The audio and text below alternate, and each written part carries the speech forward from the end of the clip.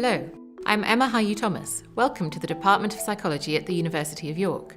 I'm pleased you're thinking of joining us. I'm the Director of the MSc in Development Disorders and Clinical Practice, and I also teach on the MSc in Developmental Cognitive Neuroscience.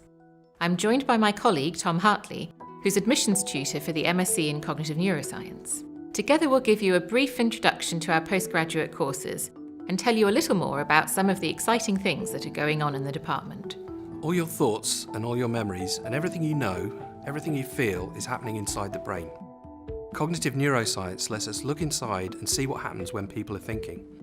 And that allows us to find out how the brain operates when we undertake different kinds of tasks. Everything from smelling a rose to recognising your grandmother.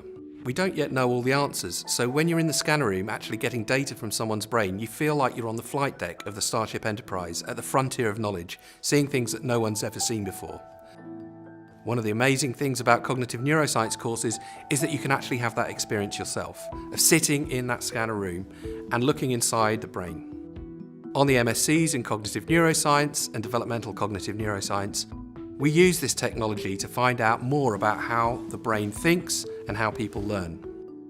Developmental cognitive neuroscience focuses on the way that this changes over our lifespan, especially in childhood when we learn to move around independently, speak and understand language, use maths, reasoning, number, and all the skills that we have to thrive in a complex society. The MSc Cognitive Neuroscience focuses on the way our brains work as adults and how they are affected by disease and brain damage. When you think about the complexity of what children learn as they develop, it is quite mind-boggling, from thinking and reasoning, to language and literacy, to navigating their physical and social worlds.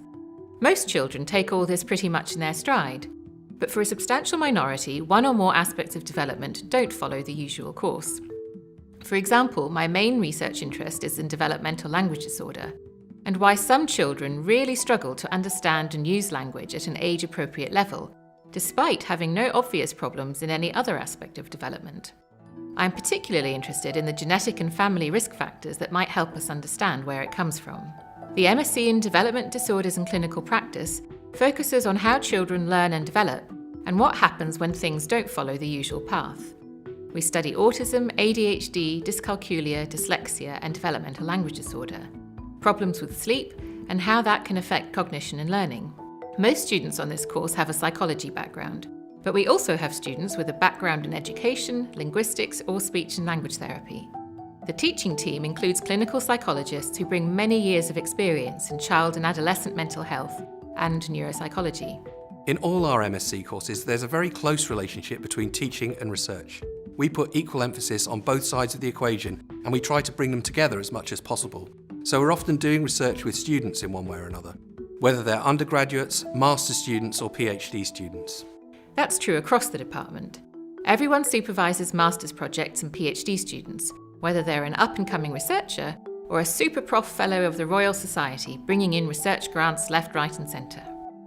We supervise projects in our research areas, so it's a really nice fit, and some of the work our students do is really top class, basically publishable.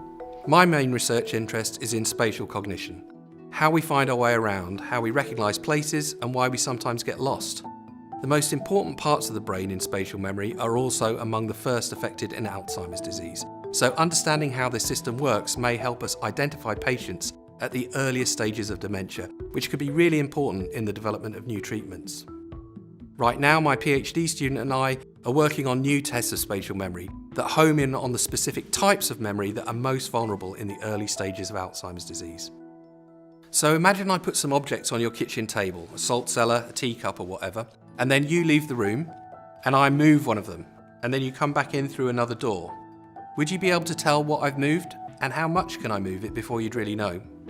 It's giving us new insights into how precise this type of memory is for the layout of the world. People are really happy to talk about their research, and if you want to know more about something, you can just knock on their door.